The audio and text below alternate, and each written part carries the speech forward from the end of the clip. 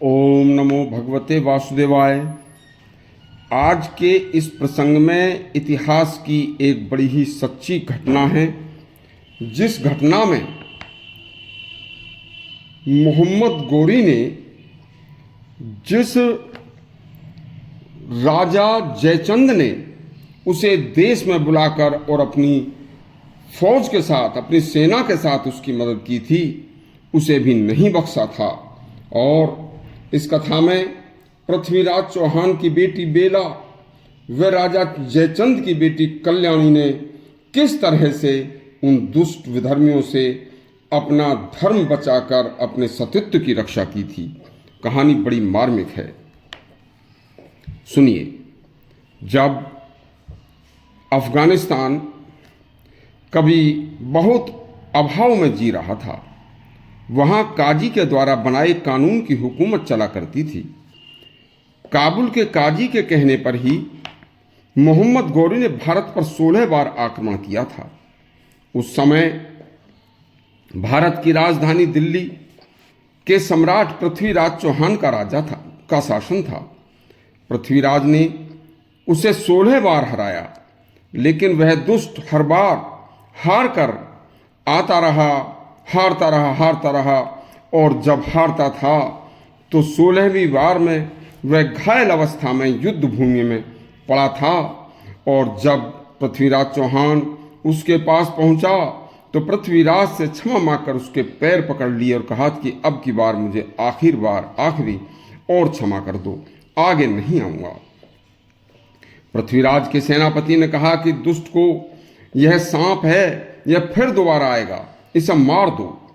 तो पृथ्वीराज चौहान ने कहा कि यह हमारे सनातन धर्म की बहुत ही एक खास बात है कि हम किसी घायल या क्षमा मांगने वाले व्यक्ति को माफ़ी करते हैं, उस पर हमला नहीं करते, उसे मारते नहीं हैं। उधर कन्नौज का राजा जयचंद पृथ्वीराज चौहान से दुश्मनी मानता था।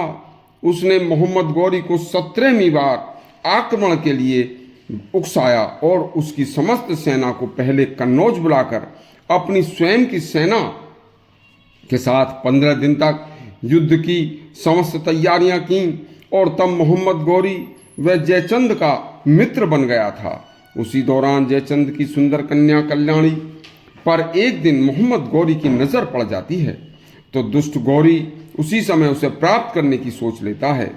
तब अचानक गोरी व जयचंद की दोनों सेनाएं एक साथ मिलकर पूरी तैयारी के साथ दिल्ली के पृथ्वीराज चौहान पर आक्रमण कर देती हैं। पृथ्वीराज चौहान की सेना की उस समय अचानक युद्ध की कोई तैयारी नहीं थी।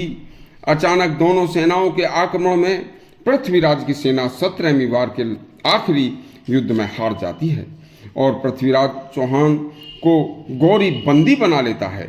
उधर जयचंद को गोरी ने अपने पास उलझाए रखा तथा अपने सेनापति को उसने थोड़ी सी सेना भेजकर जयचंद की बेटी को कन्नौज से उठवाकर अपने पास मंगवा लिया था तथा दिल्ली को लूटकर सारा धनमाल ऊंटों पर लाद कर जयचंद की बेटी कल्याणी व पृथ्वीराज की बेटी बेला को लेकर गजनी वापस चला गया था।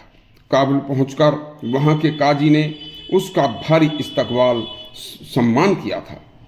तब काजी को खुश करने के लिए मोहम्मद गोरी ने कहा कि हिंदुस्तान से अपने जानी दुश्मन पृथ्वीराज चौहान को साथ लाया हूं तथा आपके लिए जन्नत से भी खूबसूरत 2 अप्सरा हूर लेकर आया हूं।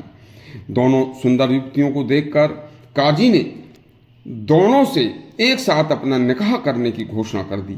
तब लड़कियों से निकाह की बात कही तो उन्होंने हाँ कर दी। इसके अलावा कोई चारा भी नहीं था कि आप हमारी शादी, लेकिन शर्त यह है कि आप हमारी शादी हमारे राजपूती कर्म के अनुसार करेंगे। काजी राजी हो गया। लड़कियों ने हमारे अलावा जो आप दिल्ली से और स्त्रियों व लड़कियों को बंदी बनाकर लाए हैं, कहा कि उन्हें आप हमारी सभी कार्यों के लिए दासी बनाकर नियुक्त करें, क्योंकि वे हमारे सभी रीति रिवाज जानती हैं। उनकी सेवा में काजी ने निकाह से पहले कुछ स्त्रियों को भेज दिया उन राजपूत दासियों को महल में हर जगह जाने की छूट थी। उन्होंने पहले ही जयचंद व पृथ्वीराज की बेटी ने यह शर्त और रख दी कि कोई भी पुरुष हमारा निकाह से पहले हमारा धर्म नष्ट न करे और हमें छुए तक नहीं। काजी ने सबको यह बता दिया था। उधर निकाह की तैयारियां चल रही थीं तो दोनों लड़कियों ने अपने शादी के बड़े बड़े लहंगे भी दिल्ली से और अपने कपड़े मंगवाए थे।